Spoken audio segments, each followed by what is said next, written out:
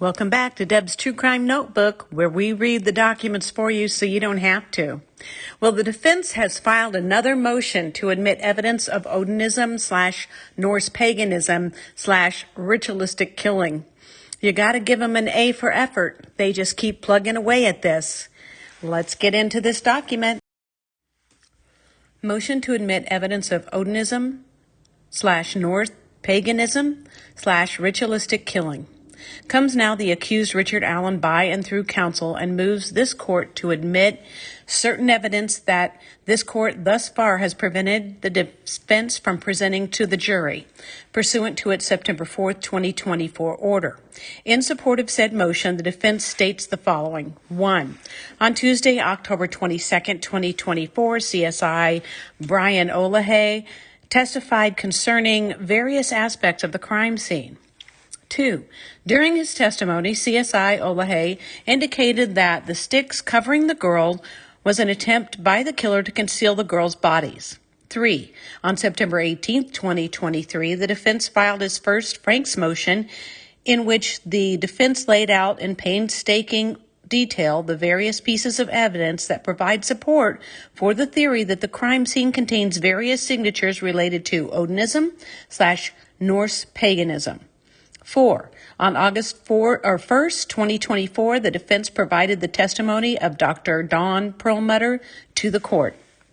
Provided her CV and testimony at said hearing. Dr. Perlmutter's experience included, among other things, training the FBI and other local, state, and federal law enforcement agencies concerning how to identify a ritualistic crime scene and literally writing the book on ritualistic crime scene identification used by local, state, and federal law enforcement.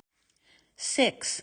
After reviewing the crime scene photographs and other reports and documentation, Dr. Perlmutter's testimony included her assessment that the sticks on the bodies, F-tree, and other aspects of the crime scene were textbook signs of a ritualistic murder related to Odinism/Norse paganism, including using sticks and blood on the tree to form runes and bind runes. 7. Dr. Perlmutter's belief did not come out of the left field as law enforcement began investigating the Odinism/Norse paganism angle as early as 2 days after the girls were found, and law enforcement continued investigating the Odin/Norse paganism angle until the death of law enforcement officer Greg Ferenczi in 2021.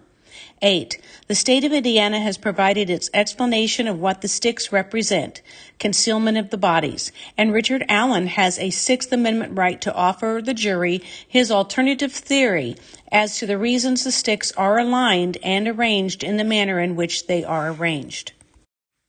9. Denial of this opportunity to present the jury all alternative explanations would leave the jury with only one explanation, the explanation provided by the state of Indiana.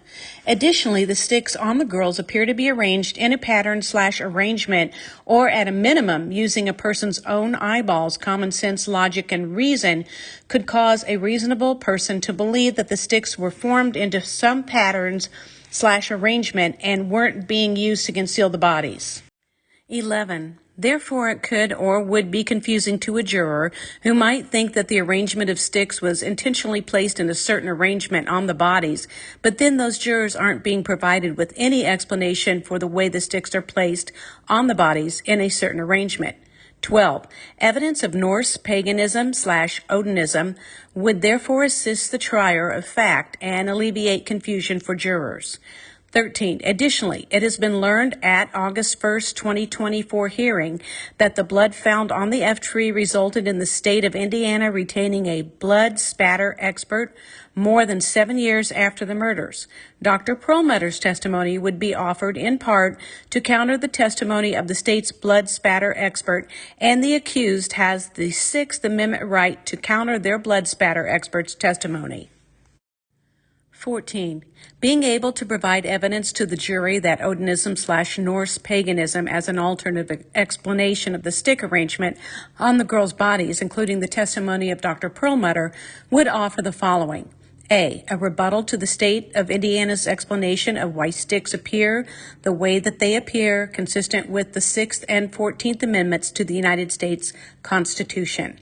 B, a rebuttal as to the state of Indiana's blood spatter expert. C, an alternative explanation to any confused juror who believes the sticks and blood of the trees weren't used for concealing the bodies, but rather believes that the sticks were arranged by a Norse paganist/Odinist as part of a ritual.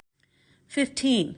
Defendant files this motion currently in part for purposes of a ruling in anticipation of the need to contact our witness in the event that the court reverses his ruling.